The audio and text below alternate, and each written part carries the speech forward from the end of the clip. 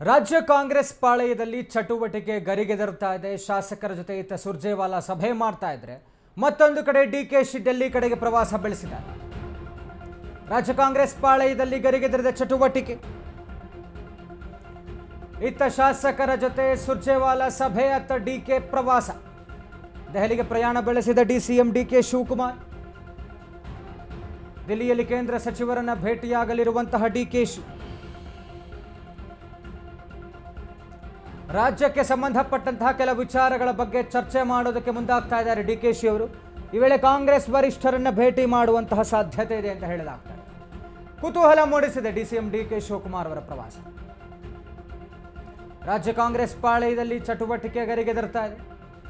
ಒಂದು ಕಡೆ ಸುರ್ಜೇವಾಲಾ ಅವರು ಸೆಕೆಂಡ್ ರೌಂಡ್ ಆಫ್ ಮೀಟಿಂಗ್ಸ್ ನಡೆಸ್ತಾ ಇದ್ದಾರೆ MLAಗಳ ಜೊತೆಗೆ. ರಾಜ್ಯದಲ್ಲಿ 3 ದಿನಗಳ ವಾಸ್ತವ್ಯದಲ್ಲಿ second round marathon meetings, 1-to-1 ಚರ್ಚೆಗಳು ಮಾಡ್ತಾ ಇದ್ದಾರೆ ಶಾಸಕರ ಜೊತೆ. ಮತ್ತೊಂದು ಕಡೆ ಇವತ್ತು ಬೆಳಗ್ಗೆ 8 ಗಂಟೆಗೆ ಡೆಲ್ಲಿ ಕಡೆಗೆ ಹಾರಿದ್ದಾರೆ ಡಿಕೆಶಿ ಅವರು.